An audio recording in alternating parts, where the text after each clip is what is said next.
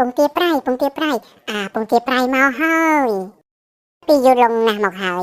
មានគ្រួសារក្រីក្រមួយរស់នៅឯជនបទពួកគាត់មានកូនស្រីម្នាក់ឈ្មោះលីដានិងកូនប្រុសម្នាក់ទៀតឈ្មោះលីយ៉ា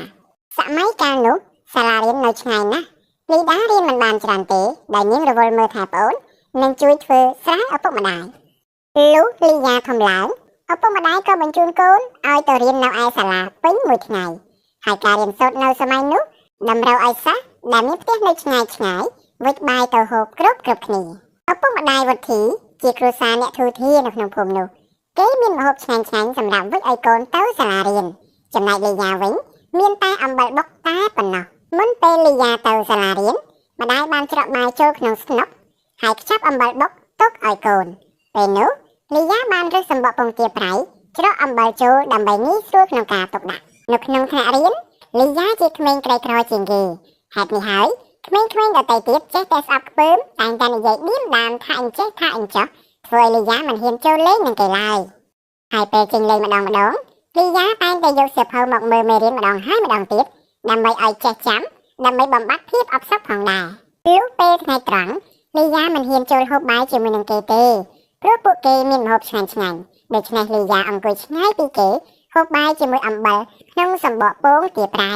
ពួកក្មេងៗទាំងអស់នោះនិយាយថាអើយមើលលីយ៉ា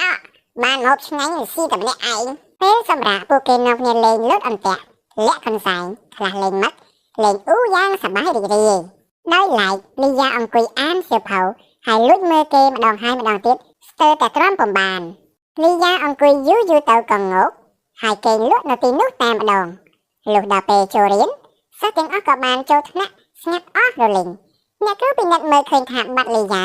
ក៏ដើរទៅកន្លែងដែលគេធ្លាប់សម្រាកក៏បានជួបលីយ៉ាកំពុងតែដេកលក់អ្នកគ្រូក៏ដាស់ញ៉ាលីយ៉ាក្រោកឡើងដល់ម៉ោងចូលរៀនហើយកូនលីយ៉ាភ្ញាក់ក្រញាំពួកគេតំណាក់បាត់អស់ហើយអ្នកគ្រូឆ្លើយថាពួកគេចូលរៀនអស់ហើយកូនលីយ៉ាចូលដល់ក្នុងថ្នាក់ពួកគេក៏ស្រែកល្មមដេកមកក្រោយគេហើយអ្នកគ្រូបន្តសិស្សទាំងអស់ថានេះមកពីកូនមិនឲ្យគេលេងជាមួយបានជាគេដេកលក់យ៉ាងនេះចាប់ពីថ្ងៃនេះតកូនមិនត្រូវស្អប់ខ្ពើមគេទៀតឡើយព្រោះលីយ៉ាជាមិត្តរួមថ្នាក់របស់យើងលីយ៉ារៀនពូកែបានលេខ1រាល់ខែចំណែកវុធីដែលរៀនជាមួយលីយ៉ាបានបន្ទុកខ្សោយរាល់ខែឪពុកវុធីសួរកូនថាវុធីម្នេះក៏កូនរៀនចាញ់លីយ៉ារហូតអញ្ចឹងកូនគេរៀនពូកែមកពីកូនគេបានហូបបាយជាមួយនឹងពងទាប្រៃរាល់ថ្ងៃណាពុកឪពុកម្ដាយវុធីឆ្ងល់ណាស់គ្រួសារលីយ៉ាក្រីក្រយ៉ាងនេះហេតុអ្វីក៏មានពងទាប្រៃហូប